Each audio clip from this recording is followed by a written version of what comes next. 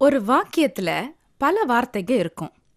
அதுல ஒரு செயலை குறிக்கிற வார்த்தையோ இல்ல ஒரு நிலையை குறிக்கிற வார்த்தையோ இருந்துச்சுன்னா அதுக்கு தான் வேர்ப்ஸ்னு பேர். சாதாரண வார்த்தையில சொல்லணும்னா ஒரு செயலையோ அல்லது நிலையையோ அல்லது தன்மையை குறிக்கும் சொல் வேர்ப்ஸ் அப்படின்னு சொல்றோம். உதாரணத்துக்கு பார்த்தா, Ram is eating an apple. இதுக்கு அர்த்தம் என்ன?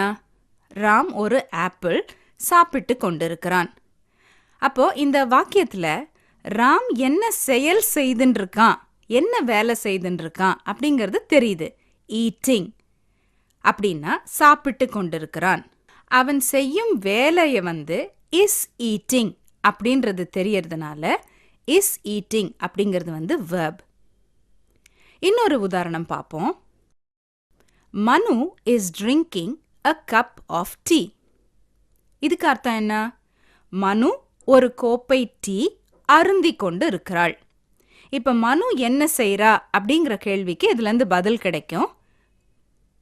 டீ அருந்தி கொண்டு இருக்கிறாள், இஸ் ட்ரிங்கிங். அதனால இஸ் ட்ரிங்கிங் அப்படிங்கிறது மனு செய்யற வேலையை சொல்றதுனால இஸ் ட்ரிங்கிங் என்பது verb. இன்னும் ஒரு உதாரணத்தை இப்ப பார்க்கலாம். It is a table. அது ஒரு மேஜை. இதுல அந்த பொருளுடைய தன்மை, மேஜையின் தன்மையை நம்ம புரிஞ்சு கொள்ளுறோம். அதனால is அப்படிங்கிற அந்த வார்த்தை verb. இன்னொரு உதாரணம், it is an umbrella. இது ஒரு குடை. முன்னால பார்த்த எடுத்துக்காட்டு மாதிரியே இதுலயும் is அப்படிங்கிற வார்த்தை verb. இப்ப இந்த உதாரணத்தை பாருங்க. He is an actor. அவர் ஒரு நடிகர். இப்ப ஒருவர் என்ன செய்கிறார், அவருடைய நிலை என்ன அப்படின்னு இந்த சென்டென்ஸ்ல தெரியுது. அவர் ஒரு நடிகர். இதுலயும் அந்த நடிகர் அப்படிங்கறத எந்த வார்த்தை நம்மளுக்கு சுட்டி காட்டுது? இஸ். அதனால இந்த வாக்கியத்திலையும் இஸ் அப்படிங்கிறது verb. verbனா என்ன? ஒரு செயலையோ அல்லது நிலையையோ குறிக்கும் வார்த்தை. இன்னும் ஒரு சில verbs இப்ப நம்ம பார்க்கலாம். டான்ஸ் ஆடுதல், திங்க் சிந்தனை செய்தல், ஃபீல் உணருதல். இந்த மாதிரி செயலை குறிக்கின்ற வார்த்தைகள் எல்லாம் verbs. இப்போ ஒரு வாக்கியத்துல ஒரு மிக முக்கியமான பார்ட் என்னன்னு பார்த்தீங்கன்னா verb. இந்த verb இல்லாம ஒரு சென்டென்ஸையும் நம்ம முழுமையாக அமைக்க முடியாது. இப்போ இன்னும் கொஞ்சம் உதாரணங்களை பார்க்கலாம். I am thinking. நான் சிந்தித்துக் கொண்டு இருக்கிறேன். He is thinking. அவர் சிந்தித்துக் கொண்டு இருக்கிறார். இப்ப thinking அப்படிங்கிற வார்த்தை ஒரு செயலை குறிக்குது.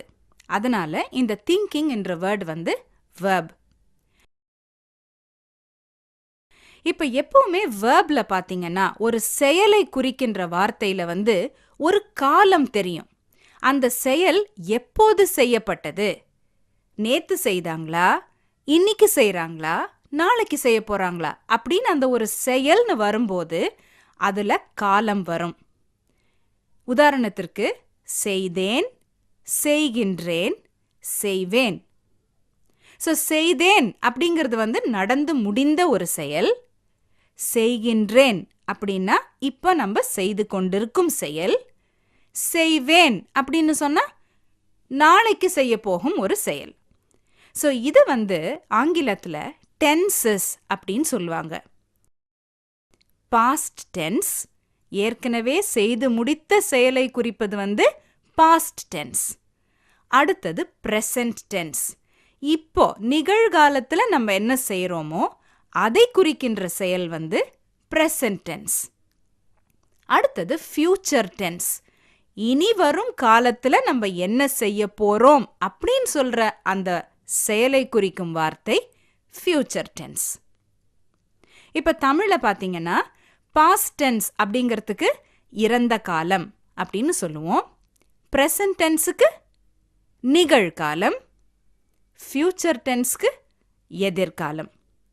சரி, இப்போ ஒரு சில உதாரணங்களோட நம்ம இதை புரிஞ்சுக்கலாம். இந்த வாக்கியத்தை பாருங்க. I ate a mango. இதுக்கு அர்த்தம் என்ன? நான் ஒரு மாம்பழத்தை சாப்பிட்டேன்.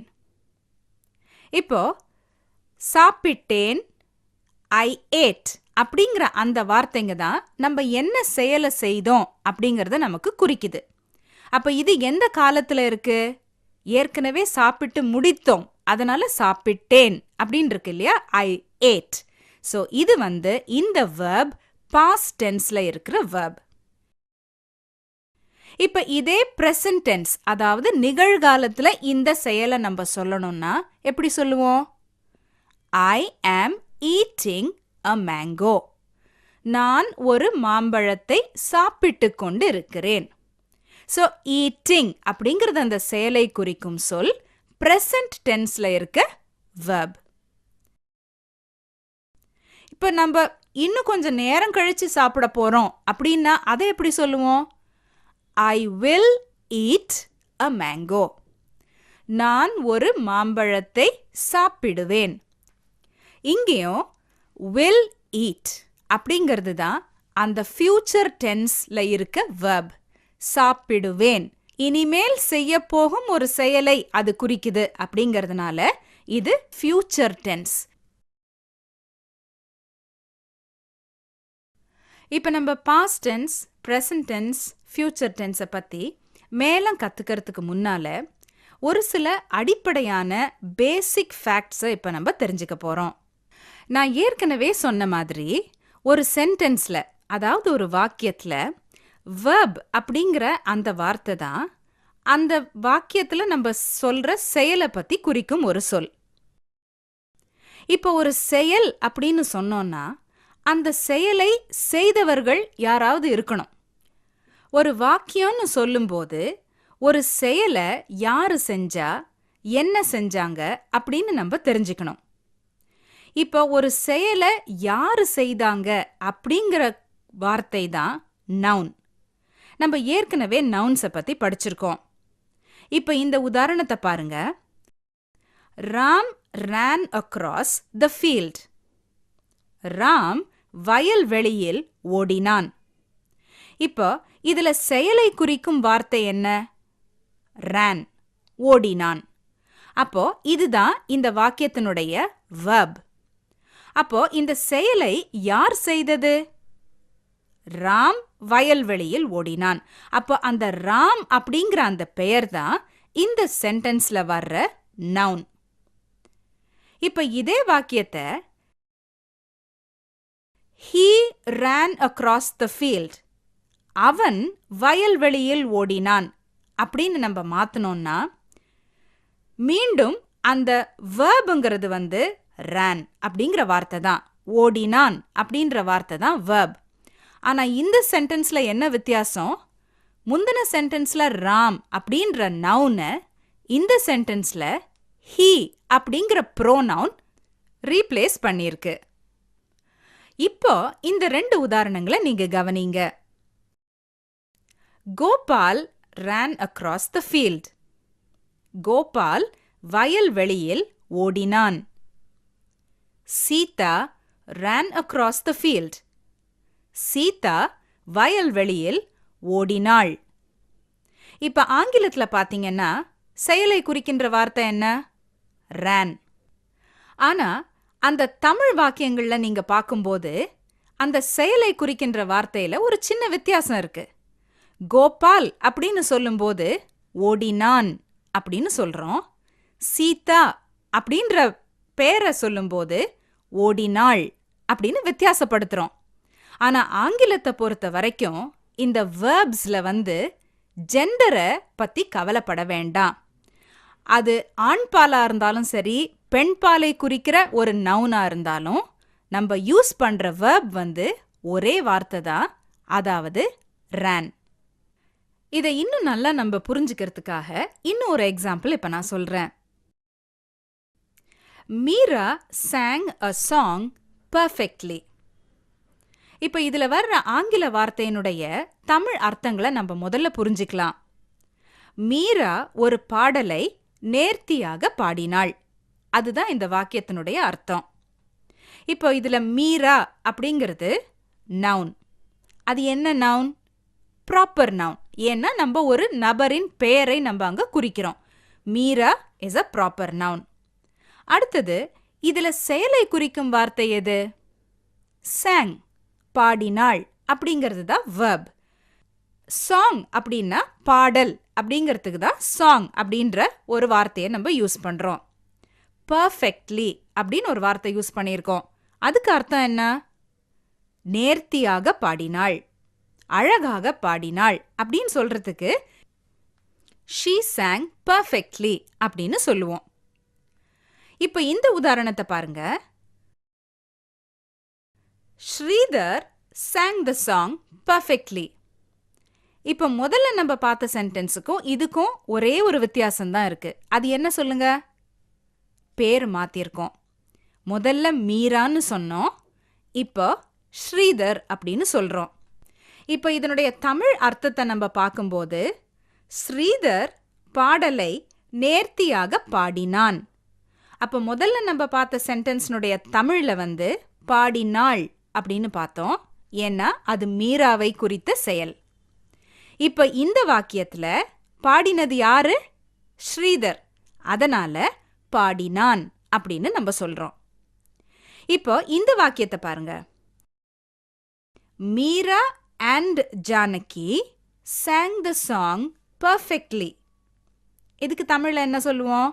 மீராவும் ஜானகியும் பாடலை நேர்த்தியாக பாடினார்கள். இப்ப ரெண்டு பேரை நம்ம சேர்த்து ஒன்னா சொல்லும்போது என்ன ப்ரோனவுன் நம்ம யூஸ் பண்ணுவோம்? யோசித்து பாருங்க. They sang the song perfectly. அவர்கள் பாடலை நேர்த்தியாக பாடினார்கள். அப்ப இந்த எக்ஸாம்பிள்ல இருந்து நம்ம என்ன கத்துக்கணும்னா, மீரா, ஸ்ரீதர், ஜானகி இந்த மூணு வார்த்தைகளும் ப்ராப்பர் நவுன்ஸ். இப்போ இந்த ப்ராப்பர் நவுனை நம்ம தே அப்படிங்கிற ப்ரோனவுனால ரீப்ளேஸ் பண்ணியிருக்கோம்.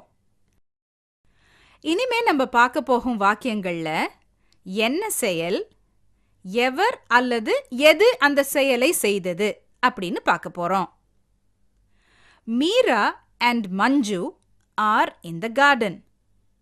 மீராவும் மஞ்சுவும் தோட்டத்தில் இருக்கின்றார்கள். இந்த வாக்கியத்துல நம்ம என்ன தெரிஞ்சுக்கிறோம்? மீராவும் மஞ்சுவும் எங்கே இருக்கின்றார்கள்? தோட்டத்தில் இருக்கின்றார்கள். அப்போ இது ஒரு நிலையை குறிக்குது. சோ இந்த வாக்கியத்துல ஆர் அப்படிங்கிறது தான் verb. இப்ப அடுத்து வர்ற உதாரணத்துல ஒரு செயலை குறிக்கும் வாக்கியத்தை நம்ம பார்க்க போறோம். Many boys play in the playground. நிறைய சிறுவர்கள் மைதானத்தில் விளையாடுவார்கள்.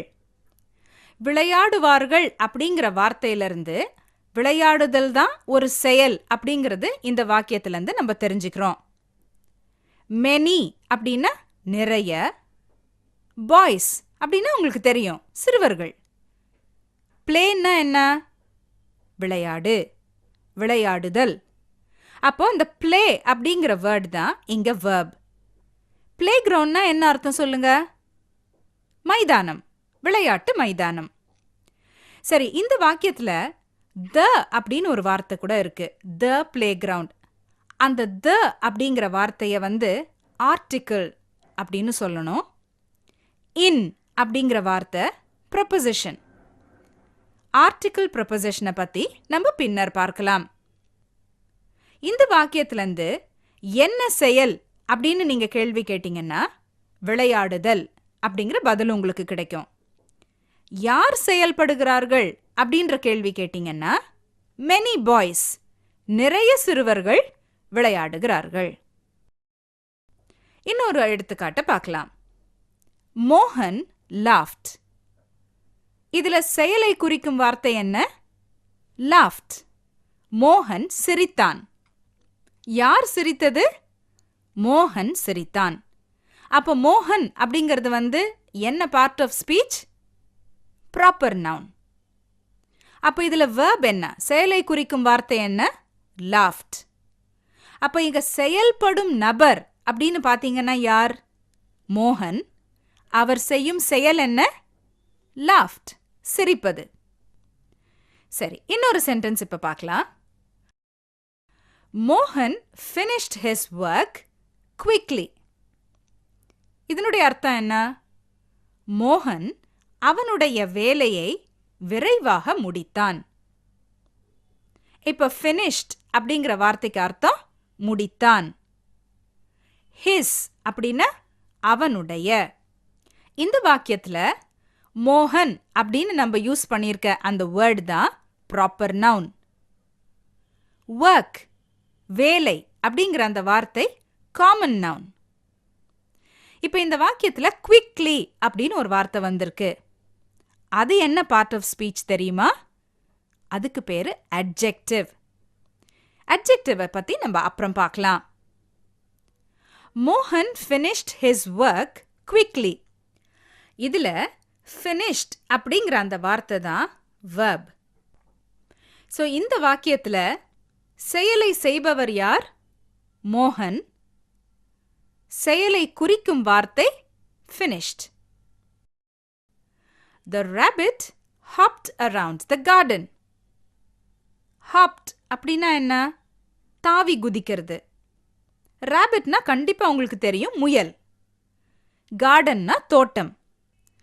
தோட்டத்தில் முயல் துள்ளி குதித்தது. இதுல செயலை குறிக்கும் வார்த்தை என்ன சொல்லுங்க பார்க்கலாம்? தாவி குதித்தல் இல்லது துள்ளி குதித்தல். இந்த வாக்கியத்திலிருந்து நம்ம தெரிஞ்சுக்கிற செயல் என்ன? தாவி குதித்தல் அல்லது துள்ளி குதித்தல். இதை குறிக்கும் வார்த்தை என்ன? hopped. இதுல செயல்படுவது எது? rabbit. அப்போ rabbit ஒரு காமன் நவுன்.